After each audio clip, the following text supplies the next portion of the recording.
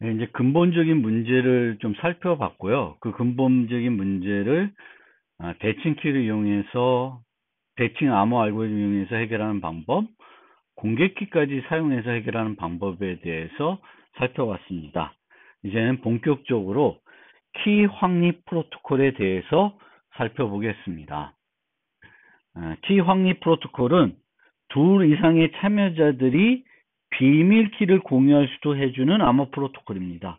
물론 종종 비밀키가 아니라 공개키를 확립해주는 프로토콜도 있지만 대부분 우리가 살펴보는 키 확립 프로토콜은 비밀키를 공유해주는 프로토콜이고요. 이 비밀키는 주로 단일 세션에 사용하기 위한 세션키입니다. 키 확립 프로토콜은 어떻게 구성되어 있냐면 키를 전송 또는 동의해서 참여자들이 키를 가지게 되는 과정이 있겠습니다. 그 다음에는 상대방이 자신과 같은 키를 가지고 있는지 확인하는 그 과정으로 구성되어 있습니다. 그래서 크게 두 가지 과정, 키를 이제 서로 주고받는 그런 과정이 있고, 그 다음에 그 받은 키가 상대방도 같은 키를 갖고 있는지 확인하는 과정, 두 가지 과정으로 구성이 된다. 키 확립 프로토콜은 여러 가지 기준으로 분류할 수 있는데, 키를 누가 생성하냐, 거기에 따라서 분류할 수도 있고, 암호 기술을 어떤 걸 사용하냐, 따라서 분류할 수 있고, 참여하는 사용자 수가 몇 명이냐, 이렇게 그 기준으로 분류할 수 있습니다. 그럼 처음에 키를 생성하는 주체에 따라서는 어떻게 분류되는지 살펴봅시다. 처음 참여자 중 한 명이 키를 생성하거나 획득한 후에 다른 참여자에게 안전하게 전달해주는 프로토콜을 키 전송 프로토콜이라고 합니다. 그러니까 키 전송 프로토콜은 참여자 중 한 명이 키를 생성합니다. 여기 뒤에 나오는 획득한 후는 뭐 좀 무시해도 되고요. 참여자 중 한 명이 키를 홀로 생성하는 것이 키 전송 프로토콜이고요. 대칭키만 사용할 경우에는 보통 TTP를 사용하는 중재 방식의 프로토콜을 사용하게 됩니다. 그리고 이때 TTP는 크게 키 중개센터 또는 키 분배센터로 구분되는데 우리가 주로 쓰는 것은 키 분배센터 방식을 씁니다. 즉 TTP를 사용할 경우에는 TTP 스스로가 세션 키를 생성하여서 나눠주게 됩니다. 근데 KTC는 키를 직접 생성하지 않고 중개해주는 역할만 하는데 주로 우리는 KDC 방식이 더 적절한 방식이라고 알려져 있습니다.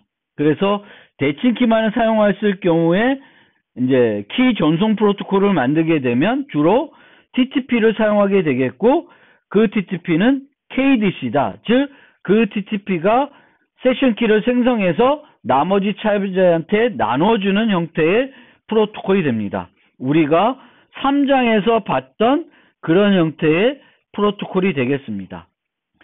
키 동의 프로토콜은 참여자들이 모두 동등하게 키 생성에 기여하는 서버를 보통 사용하지 않는 자체 강화 방식의 프로토콜입니다. 키 동의 프로토콜이라 해서 무조건적으로 자체 강화 방식은 아니지만 우리가 주로 살펴볼 키 동의 프로토콜은 자체 강화 방식에 각 참여자들이 동등하게 키 생성에 기여하는 그런 방식이 되겠습니다. 학술적으로는 아니고요. 그냥 실제 우리가 어거지로 만들게 되면 키 전송과 키 동의를 합친 혼합 방식의 프로토콜도 만들 수 있는데 이거는 그냥 실제 이렇게 만들 수 있다는 것 뿐이지 실제 이런 형태의 프로토콜이 현장에서 사용되지는 않습니다. 키 확립 참여자 수에 따른 분류. 대부분의 키 확립 프로토콜은 2자 간입니다. 둘 간에 사용할 세션 키를 공유하게 됩니다. 그런데 이 때문에 보통 키 확립 프로토콜은 2자 간, 다자 간으로 분류됩니다. 그런데 현재는 2자 간, 3자 간, 다자간으로 분류되고 있습니다. 그 이유는 조크스라고 하는 사람이 겹선한 사상이라는 어떤 수학적인 개념을 이용해서 3자간 자체강화 방식의 키 동의 프로토콜을 제안했습니다. 그러니까 3자간에도 자체강화 방식이 된다라는 것을 보였기 때문에 그 뒤로부터는 2자간, 3자간, 다자간 이렇게 구분하고요. 다자간 프로토콜 다른 말로 회의키, 그룹키 프로토콜이라고 합니다. 실제 우리가 방송 같은 경우에 방송에서 쏘고 유료 방송 같은 경우에는 그러면 IPTV 같은 경우에 방송에서 컨텐츠를 쏘면 그 키를 갖고 있는 적법한 수신기를 갖고 있는 가정에서는 그 컨텐츠를 받아서 복호해서 볼 수가 있습니다. 그러면 방송국에선 하나의 키로 암호화해서 컨텐츠를 쏘지만 그 키로 암호화된 그 데이터 컨텐츠는 여러 사람들이 이제 볼 수 있어야 되겠죠. 그럼 그럴 때 쓰는 것이 그룹키가 되겠습니다. 그러니까 기지국에서 다 보내면 다 똑같은 키로 보내면 이 사용자는 다 K를 갖고 있는 거죠. 이럴 때 필요한 것이 그룹키다.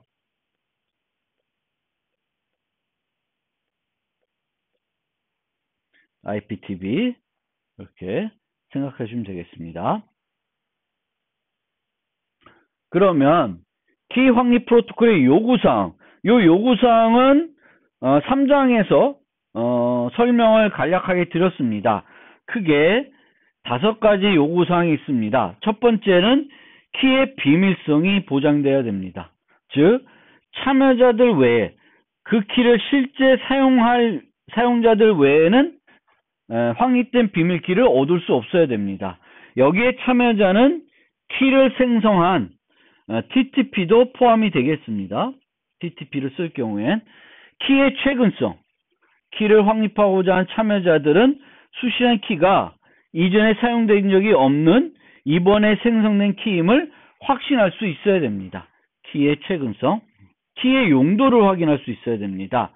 키를 확립하고자 한 참여자들은 수신한 키가 본인들이 생각하고 있는 상대방과 사용한 키인지 아닌지를 확인할 수 있어야 됩니다.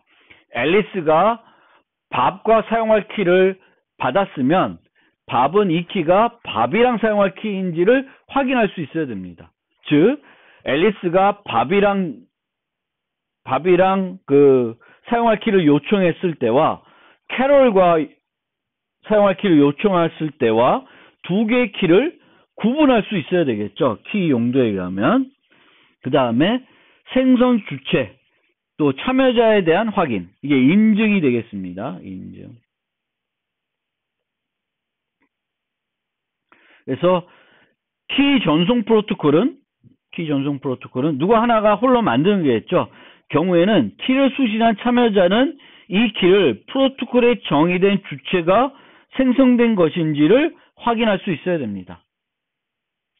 프로토콜에 따라 현재 참여자하고 있는 상대방이 자신의 의도한 상대방인지 확인할 필요가 있습니다.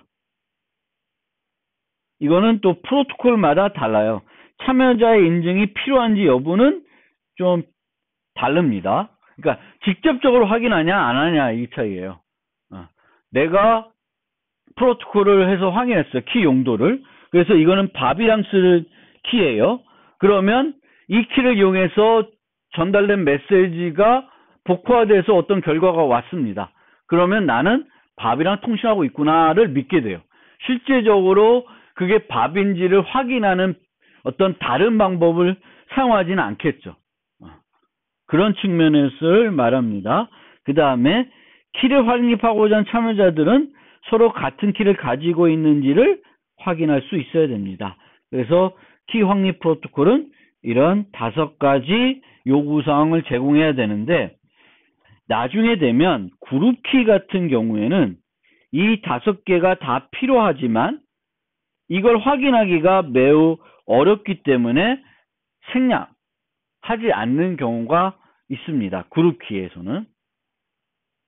특히 키 확인이 되겠죠. 100명이서 또는 1000명이 키를 분배했는데 1000명이 서로서로 다 똑같은 키를 갖고 있는지 확인하겠다?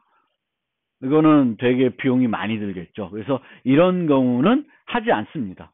그래서 그 1000명 중에 한두 명은 똑같은 키를 안 갖고 있게 돼서 메시지를 못 보게 될 수도 있는데 그래도 어쩔 수 없는 거죠. 그런 측면이 있습니다. 그래서 그룹키가 되면 비용 때문에 이 5가지를 다 못할 수도 있다라는 겁니다.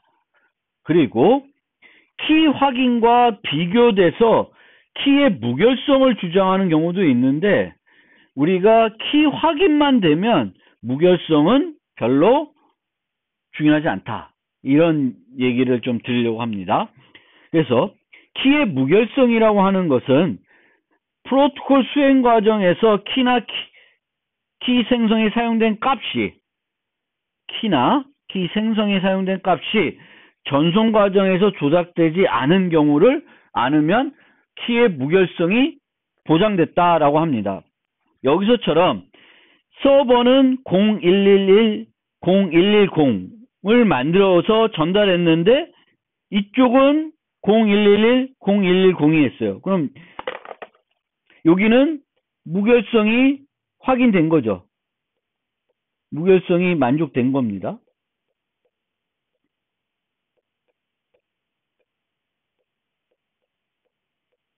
근데 이쪽은 만족이 안 된 거죠. 그래서 이 두 가지를 나눈 이유는 키 전송에서는 직접적으로 키를 생성해서 주겠지만 키 동의 프로토콜에서는 키를 직접적으로 주는 게 아니라 아직 그 프로토콜을 살펴보지 않았지만 키 생성에 사용된 값을 이제 보내주게 되는데 이 값이 송신자가 보낸 것과 동일한지 확인하는 것이 키 무결성이 되겠습니다. 하지만 키 무결성이 보장이 되면 키 확인이 되겠지만 키 확인이 된다고 해서 키 무결성이 보장되는 것은 아닙니다. 예를 들면 서버는 이런 키를 해서 줬어요. 근데 둘 다 무결성이 만족이 안 됐습니다. 둘 다 무결성은 만족이 안 됐는데 키가 똑같은 키를 받게 됐어요. 무결성 안 됐는데 키 확인은 됐습니다. 그러면 여기에 추가적으로 키 비밀성까지 보장이 되면 이 키를 쓰는 거에 있어서 문제가 되지 않는다는 거예요. 그러니까 어떠한 공격자가 공격을 했는데 그래서 키가 수정이 됐는데 마침 양쪽이 똑같은 키를 랜덤한 키를 받았습니다. 그러면 깨졌다 하더라도 사용해도 문제가 없습니다. 어떤 경우에 비밀성이 보장이 됐으면 문제가 없다. 그래서 우리가 키 무결성이라는 것을 키 요구사항의 요구 조건으로 요구사항으로 쓰지 않고 키 확인을 하게 됩니다. 그러니까 키 비밀성과 키 확인이 동시에 되면 키 무결성은 보장되지 않아도 우리가 그 키를 사용해도 문제가 없다. 키 확인은 지난번에도 말씀드렸지만 항상 비교적 쉽게 추가할 수가 있습니다. 그래서 이거는 지난 3장에서 살펴봤고요. 키 확인 과정의 추가는 보통 라운드의 증가가, 그러니까 메시지의 증가가 불가피합니다. 그렇지만 키 확인을 하고 나서 그 메시지를 가지고 실제 메시지를 교환하는 것이 필요합니다. 그리고 프로토콜이 서술됐을 때 키 확인이 없다고 해서 문제 삼을 필요는 없는데 실제 그러면 구현 과정에서 키 확인이 없으면은 그것은 바람직한 것이 아닙니다.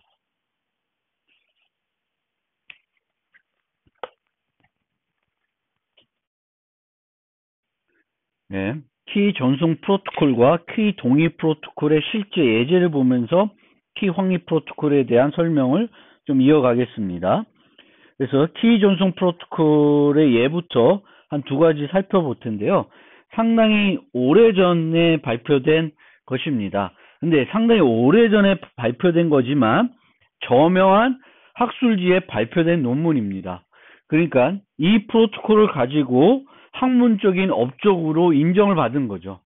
그런데 이 정도의 프로토콜, 근데 이 프로토콜 자체가 학문적으로 인정받아서 실렸지만 문제가 있어요. 문제점이 있는 프로토콜입니다.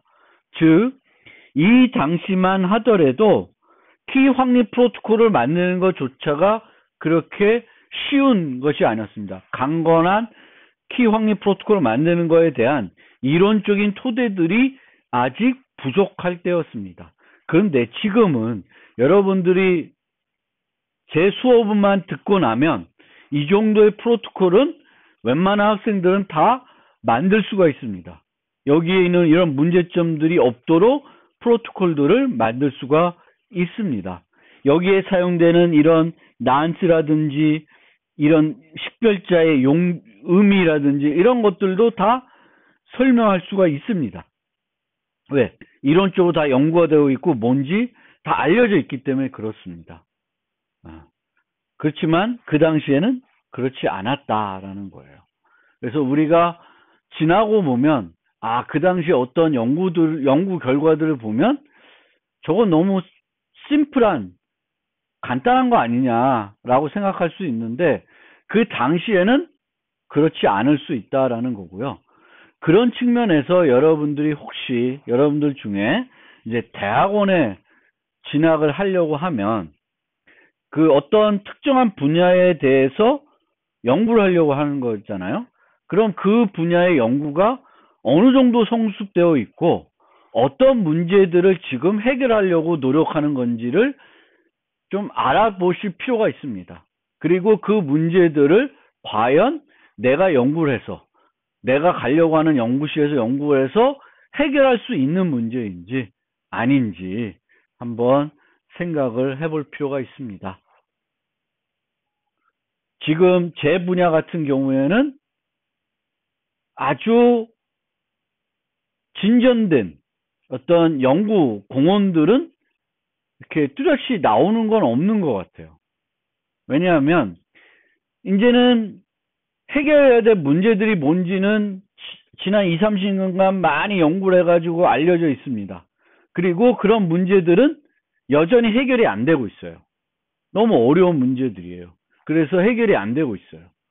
그런데 그렇게 30년 동안 여러 학자들이 아주 뛰어난 쟁쟁한 사람들이 연구했는데도 발견하지 못한 해결책을 여러분들이 석사 박사 하면서 찾아낼 수 있을까? 그거 쉽지 않다는 거예요. 쉽지 않습니다.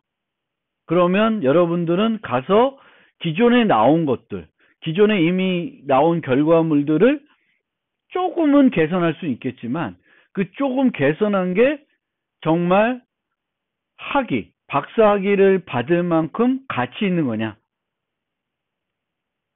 그런 게 이제 한번 고민이 돼야 됩니다.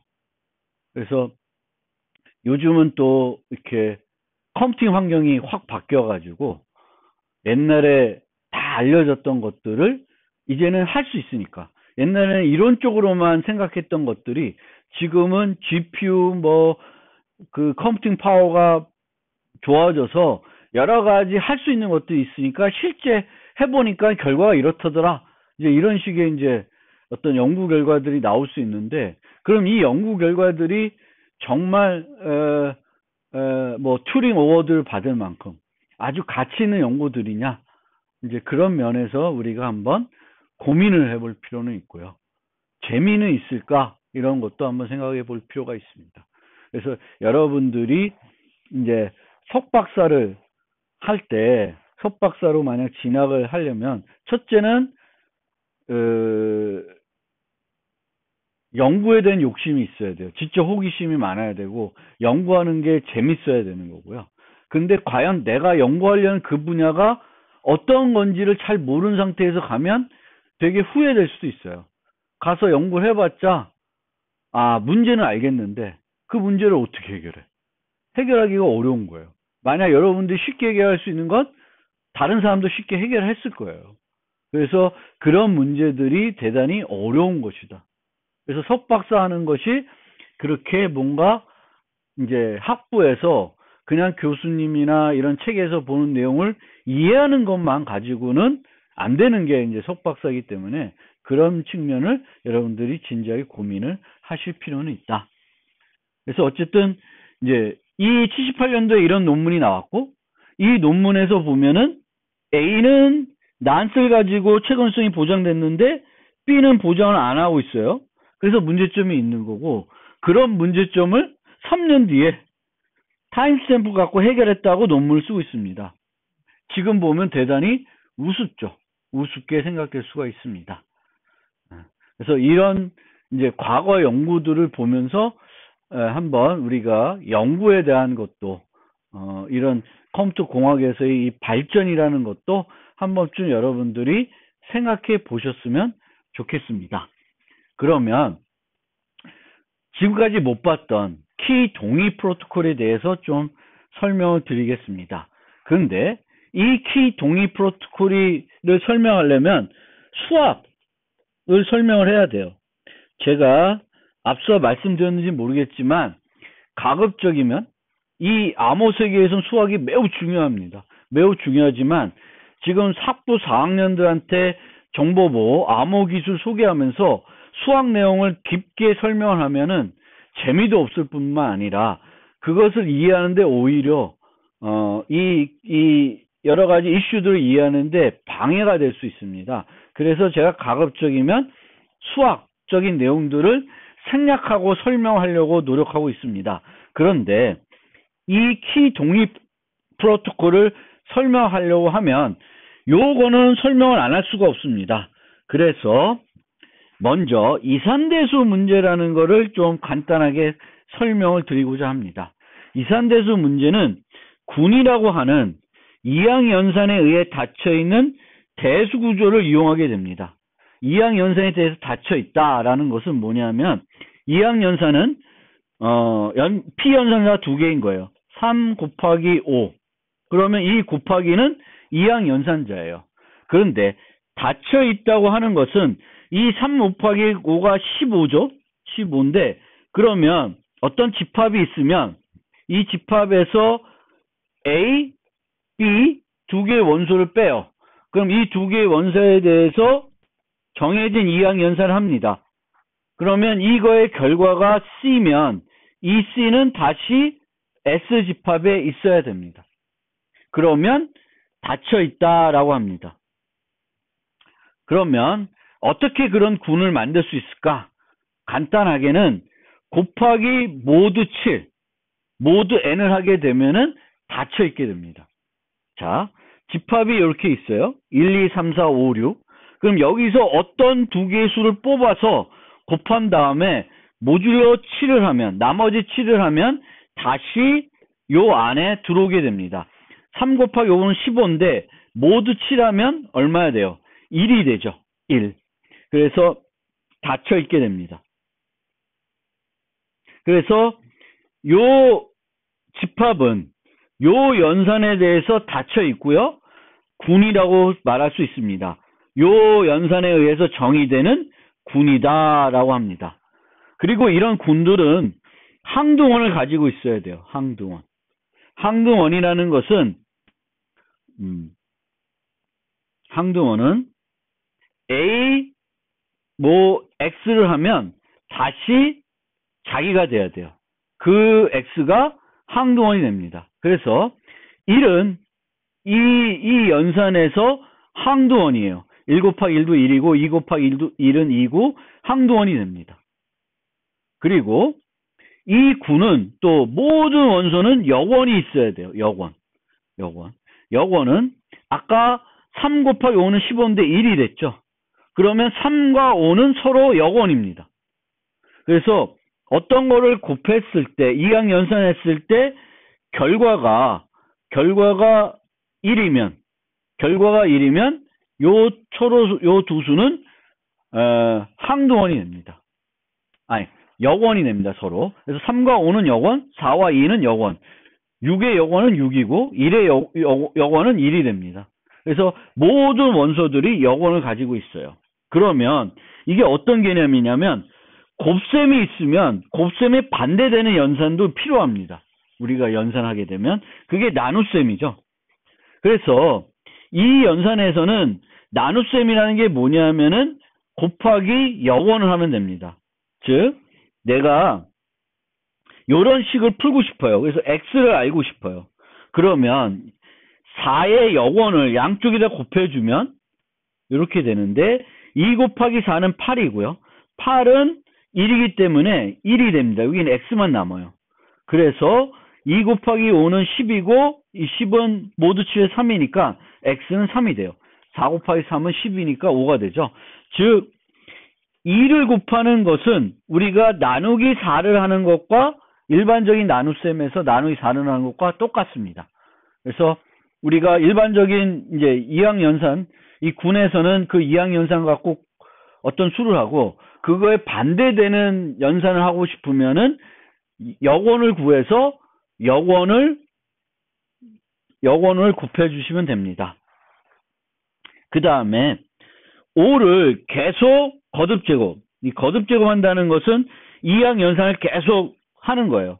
5, 다음에 5에 5, 5에 동그라미 5, 동그라미 5. 이걸 계속 하는 거예요. 그것을 5의 0승, 5의 1승 이렇게 되면 5의 1승은 5죠. 5의 2승, 5는 25가 되겠고 25는 4예요. 그러면 5의 3승은 이 4에다 5를 곱하면 됩니다. 20이 되죠. 그럼 6이고 6에 5를 곱하면 30이고 30은 2고요. 2 곱하기 5는 10이에요. 10은 3이고 3 곱하기 5는 1이 돼요. 즉 5의 1승, 5의 2승, 5의 3승, 5의 4승, 5의 5승, 5의 6승을 하면은 이 집합에 있는 모든 원소를 하나씩 만들어냅니다. 그래서 이렇게 거듭 제곱할 때 군에 있는 모든 원소를 다 하나씩 만들어내면 이 원소를 생성자라고 합니다. 생성자. 그리고 생성자가 있는 군을 순환군이라고 그래요. 순환군. 그래서 이 모듈러 법칙, 요 7은 생성자가 5인 순환군이 됩니다. 뭐 생성자가 5만 하나 있는 건 아니에요.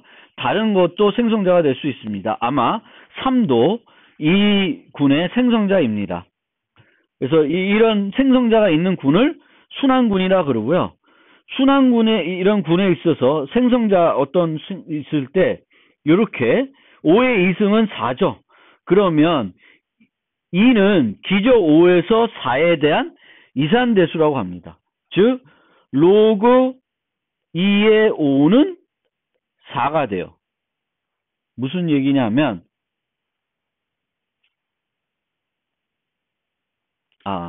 잘못 썼네. 5의 2는 4가 됩니다. 기저가 5에서 로그 2는 이 연산에서는 4가 된다. 그러니까 5의 2승은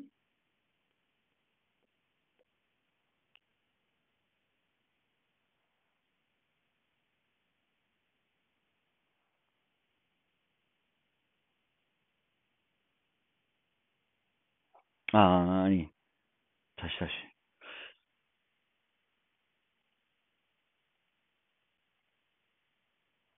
쓰면 로그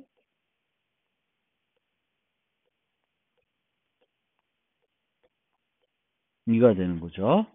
그래서 왜냐하면 로그 5의 4는 5의 2승이니까 2가 됩니다.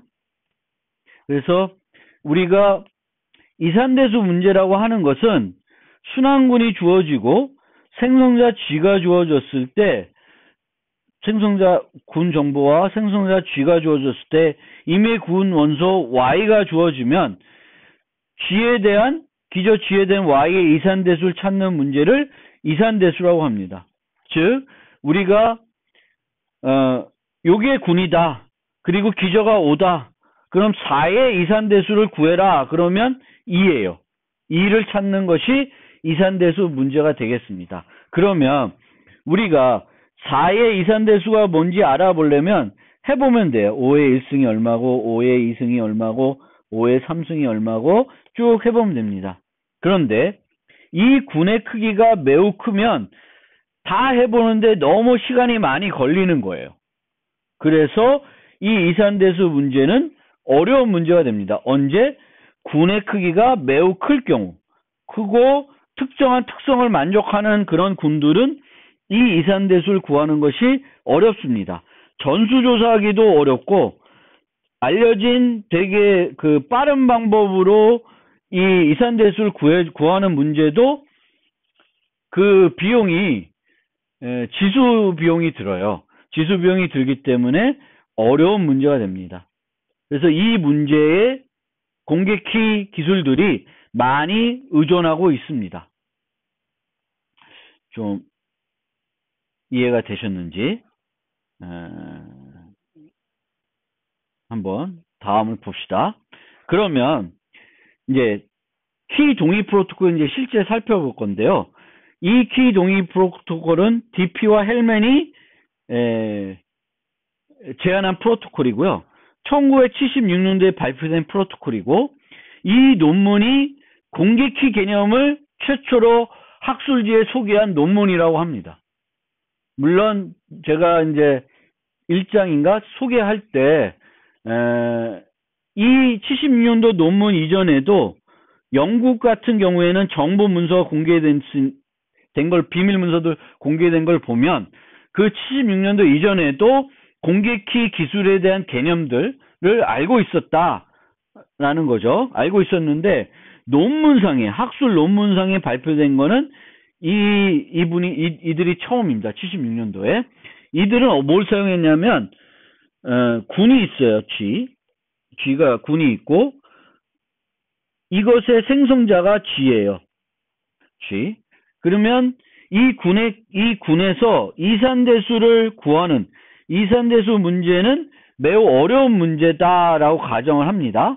어려운 문제예요. 가정하는 게 아니라 실제 어려운 문제에 있을 때 어떻게 하냐면, 앨리스는 이 생성자 G에 대해서 A를 랜덤하게 선택한 다음에 G의 A승을 만들어서 밥한테 줍니다. 밥은 B를 랜덤하게 선택한 다음에 G의 B승을 계산해서 앨리스한테 줘요. 그러면 앨리스는 A를 알고 있기 때문에 이 받은 값을 A승하게 되면 G의 A, B승을 구할 수가 있고요. 밥도 받은 GA에다가 자신이 랜덤하게 생성한 B를 거듭 지급해서 G의 A, B승을 계산할 수 있습니다. 그런데 이 값들을 확보한 사용자들은 GA와 GB로부터 GAB를 계산할 수가 없습니다. 물론 이 GA로부터 A를 계산하거나 B를 계산할 수 있으면 이걸 계산할 수 있죠. 즉 이산대수 문제가 쉬우면은 요걸로부터 GAB를 계산하는 것은 누구나 다 할 수 있습니다. 이산대수 문제가 쉽지 않더라도 GA와 GB로부터 다른 방법을 사용해서 GAB로 계산할 수 있으면 이 또한 안전하지가 않겠죠. 이것을 우리가 DP-헬만 계산 문제라고 해요. 이 DP-헬만 계산 문제와 이산대수 문제가 같은 문제인지는 증명되어 있지 않습니다. 같은 문제일 걸로 생각하긴 하는데 같은 문제는 아닐 수 있습니다. 어쨌든 그래서 우리가 이 DP-헬만 키 동의 프로토콜이 안전하기 위해서는 이산대수 문제도 어려워야 되고 DP-헬만 계산 문제도 어려워야 돼요. 이 문제가 쉬우면 당연히 얘도 쉽겠죠. 근데 둘이 같은 문제라는 거 증명이 안 돼 있기 때문에 어려운 거고요. 요 계산 문제 말고 결정 문제라는 것도 있습니다. 우리가 알고리즘을 배운 사람들은 다 알겠죠. yes, no 주는. 그래서 요게 주어졌을 때 GC가 GA가 같은지 판단하는 문제가 되겠죠. 이 문제도 어려워야 됩니다. 그래서 이제 이런 문제들의 근거를 하고 있습니다. 그래서 이렇게 키 동의를 하게 되면 GAB는 앨리스와 밥만 계산할 수 있고, 이 GAB를 세션 키로 직접 쓰는 것이 아니라 KDF라는 함수를 이용해서 세션 키를 만들어내요. 세션 키를 만들어서 사용하게 됩니다. 그런데 이 KDF로 입력을 더한 GAB는 앨리스와 밥만 알고 있기 때문에 제3자들은 그 세션 키를 계산해낼 수 없게 됩니다. 이 프로토콜은 76년도에 발표된 매우 중요한 프로토콜이고 지금까지도 가장 많이 사용되는 프로토콜입니다. 그런데 DP 헬만이 소개한 이 프로토콜 자체에는 문제점이 있습니다. 그 문제점이 뭐냐면 GA와 GB가 상대방이 보낸 건지 알 수가 없습니다. 즉 공격자가 얘를 가로막고 GC를 주고 GB를 줄 때 얘를 또 가로막고 GC를 주는 중간자 공격이라는 것이 있습니다. 이거는 이제 다음 노트에서 좀 설명드릴 건데 이 중간자 공격에 취약합니다. 그 왜 취약한지 그 부분 중간자 공격이 뭔지에 대해서는 다음 노트 6에서 설명해 드리겠습니다. 키 동의 프로토콜은 어떤 특정 자문자가 홀로 키를 결정하지 않습니다. 앞에서 봤듯이 앨리스도 이 결과 값에는 A라는 값을 기여하게 되겠고 밥도 B 값을 기여하게 됩니다. 기여하는 수준이 동등합니다. 그래서 동일한 수준의 랜덤 값을 교환하게 됩니다. 따라서 각 참여자 입장에서는 자신이 선택한 랜덤 요소가 충분히 랜덤하면 프로토콜을 통해 생성한 세션 키도 충분히 랜덤하다고 믿을 수 있습니다. 즉 B는 옛날에 썼던 키를 주더라도 A 입장에선 나는 새로운 값을 랜덤하게 생성해서 만들었으면 GAB는 새롭게 만들어진 값이 됩니다. 그래서 최근성을 보장하기 위해서 우리가 난스를 주고받는다든지 이런 건 필요가 없어요. 필요가 없지만 그래도 이제 나중에 보면 이 GAB와 GB를 이런 식으로 GC로 교체를 할 수 있고 옛날에 썼던 걸 또 쓰게 하면은 문제가 될 수 있기 때문에 필요하긴 하지만 이 값 자체에 대한 최근성은 그 랜덤하게 그냥 서버가 만들어주는 것과 비교했을 때는 확인할 수 있는 차원이 달라집니다. 그 점 우리가 꼭 기억을 해 두실 필요가 있고요. 하지만 이렇게 보면 이제 난스를 안 써도 된다는 형태로 말씀드렸는데 즉 이제 키 동의 프로토콜이 가진 어떤 특성들이 있어서 그 특성들 때문에 우리가 말했던 6가지의 어떤 그 5가지 키의 비밀성 등등 요구사항들이 다 제공이 안 돼도 될 수도 있어요. 그런데 그것 말고 키 동의 프로토콜의 특성 때문에 새롭게 생기드는 요구사항들도 있다라는 것이고요. 그 중에 하나 소개를 하면 키 제어 요구사항입니다. 키 제어 요구사항은 그렇게 중요한 요구사항은 아닐 수도 있는데 참여자 중 어느 누구도 공유된 세션 키가 사전에 미리 계산되거나 선택되어진 값이 되도록 만드는 것은 계산적으로 어려워야 한다라는 거예요. 그러니까 B가 어떤 식으로 해서 만들어진 최종 K 값을 얘가 결정할 수 있으면 안 된다는 거예요. 실제는 GAB에 의해서 결정되기 때문에 얘가 결정할 수 있는 방법은 DPL만에서는 없습니다. 없지만 미첼이라는 사람 등은 뭘 주장했냐면 얘가 좀 더 유리하다라는 거예요. 왜? 이렇게 프로토콜 진행해서 얘가 먼저 진행을 하면 얘는 GA를 받은 다음에 한 1초? 2초는 딴짓하고 나서 줄 수가 있겠죠. 그 사이에 여러 가지 뭔가를 해볼 수 있다라는 거예요. 이 해볼 수 있는 이것을 얘와 공정하게 하고 싶다. 공정하게 하고 싶으면은 이런 식으로 할 수 있습니다.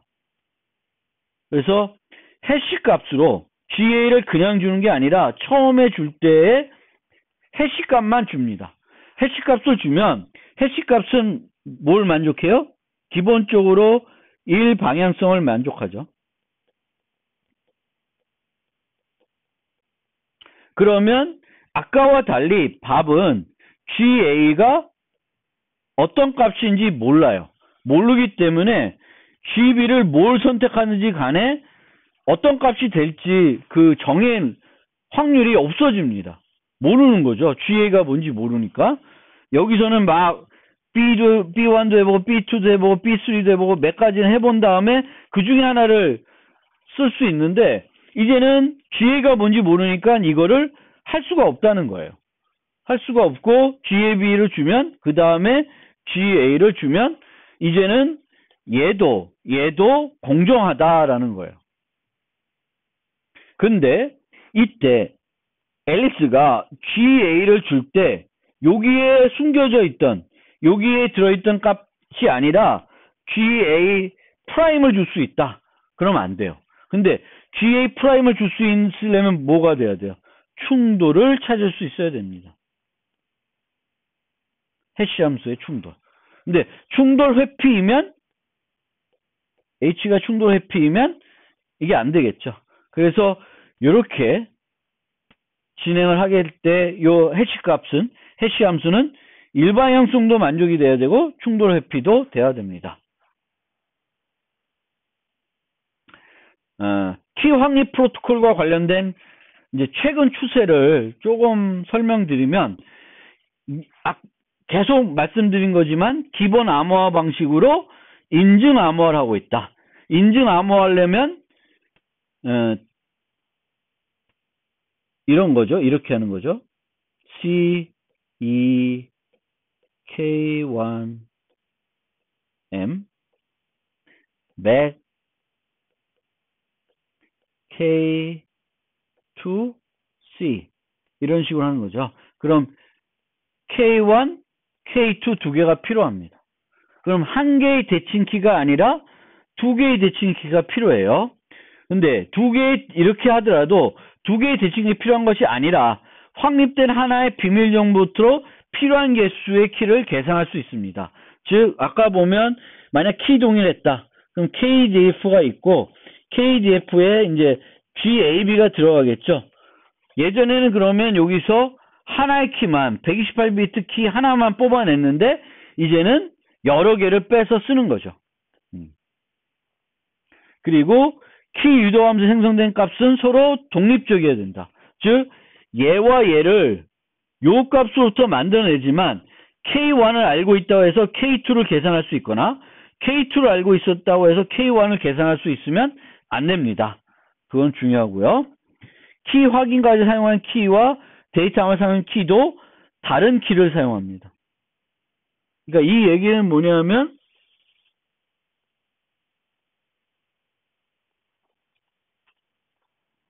여기서 요게 키가 오면 여기서 요걸 썼잖아요. 그러면 이걸 어떻게 하냐면 KAB로부터 K1, K2를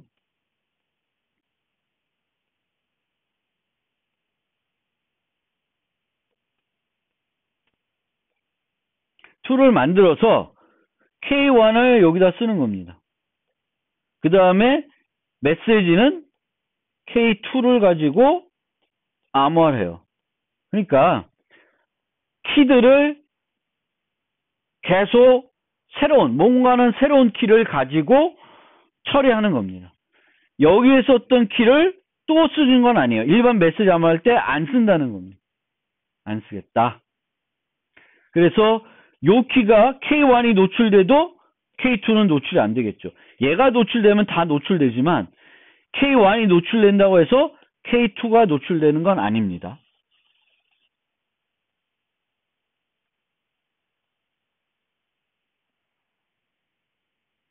이자 간에서는 각 방향마다 다른 키를 사용한다.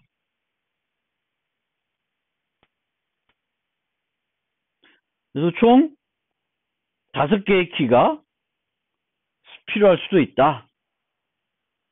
그러니까 예를 들면 이런 거죠. K로 이렇게 한 다음에 KDF를 이용해서 필요한 키들을 만들어내고 처음에 K1은 키 확인에 쓰이고 K2, K3는 A가 B로 메시지 보낼 때 쓰고 K4, K5는 B가 A로 보낼 때 씁니다. 즉 방향마다 다른 키를 쓴다. 이것을 우리가 키 분리 원리라고 해요. Key Separation Principle이라고 합니다.